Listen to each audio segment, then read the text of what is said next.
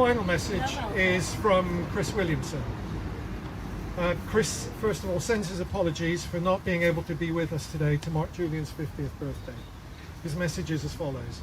Julian, you are an inspiration to the world and a role model for others to follow. It's an absolute scandal that you continue to languish in a high security prison on British soil when you've committed no crime. As long as you remain behind bars, Britain has no moral authority to rebuke other countries about human rights. The ministerial objections to the house arrest in Iran of Nazanin Zaghari-Ratcliffe and the government's protestations about Russia imprisoning Alexei Navalny reek of rank hypocrisy. They should get their own house in order before they lecture other nations. And we know why they're punishing you, Julian, don't we? It's because you pulled back the veil of respectability behind which the US and the UK were concealing their dirty dealings and ongoing imperialist intentions. Julian, you provided the evidence that proves our so-called democratic governments are in the pockets of the military-industrial complex and other global corporations. These vested interests thrive on the public's ignorance. As far as they're concerned, a truth teller like you is an abomination. You're a man they have to silence at all costs because you embody George Orwell's favorite celebrated line that speaking the truth in times of universal deceit is a revolutionary act. And the corporate media are complicit in that universal deceit.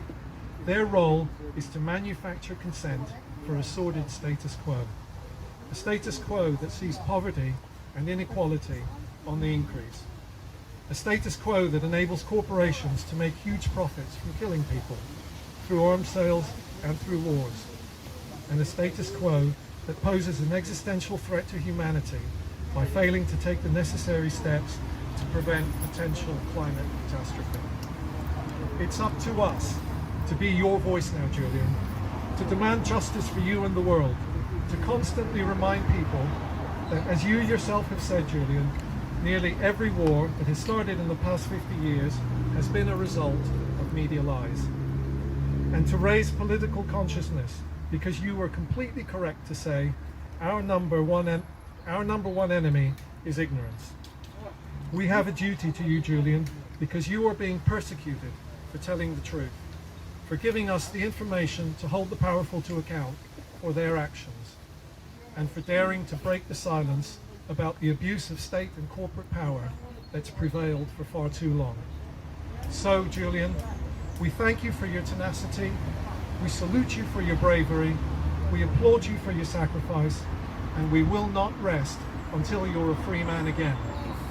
And despite the circumstances in which you find yourself, Julian, I hope you can gain some enjoyment today from the fact that so many people are thinking about you on your birthday. Bravo, gracias.